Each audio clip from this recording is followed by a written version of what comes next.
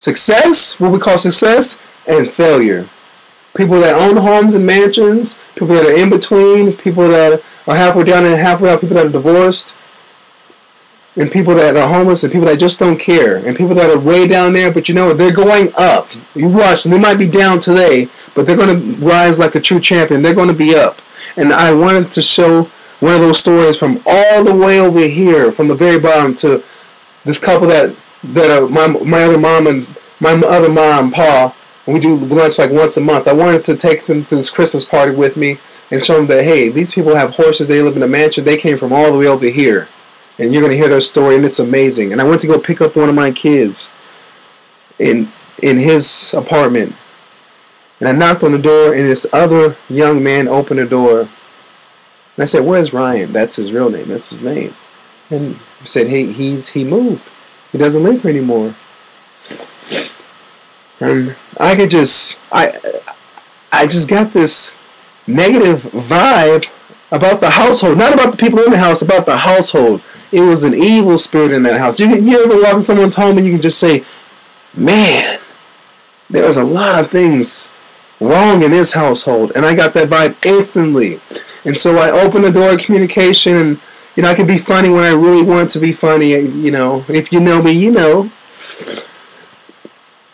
And so I did that for a couple minutes, and you know, they started telling me information. So that's what kids, if you can be funny and you can relate and show them that you're just a person that really wants to help, doesn't want to take advantage of them, they get a good vibe from your good spirit, they'll tell you. So they told me what was going on. They didn't have any food. They haven't had food for over a day. Their mother was doing the best she could, and she really is, and she really was, but she wasn't there at that moment for her kids, and that's just life's little game. Not her fault, not society's fault, nothing like that. Just life's little game. It's a thing called life. I had some food in the 18-passenger van. Told all the other kids and the mentors to wait. Got them some food.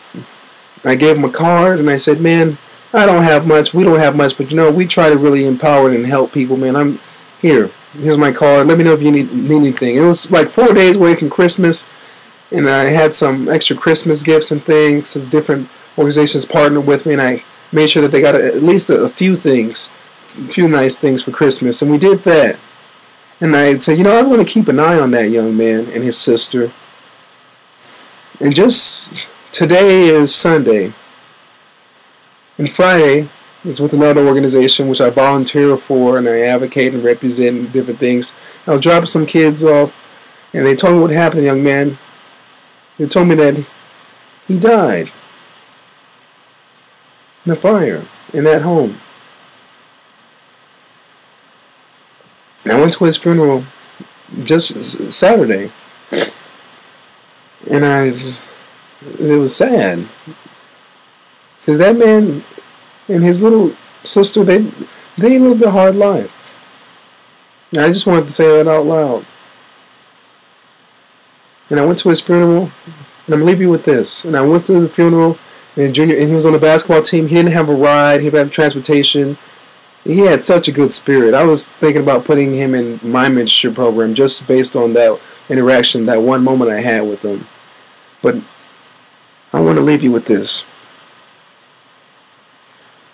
At that funeral service, the junior varsity coach looked at that young man and said, hey, we're not going to win many games if you don't score more than 4 points. And from that moment, that young man scored 20, 30, 20, so many points. He averaged over 20 points a game from that moment on. And if I'm not mistaken, the last game he was alive, he scored 40 points. And that's the message of this story. Oh, you missed it. He started at 4 points. Which means he started at the bottom.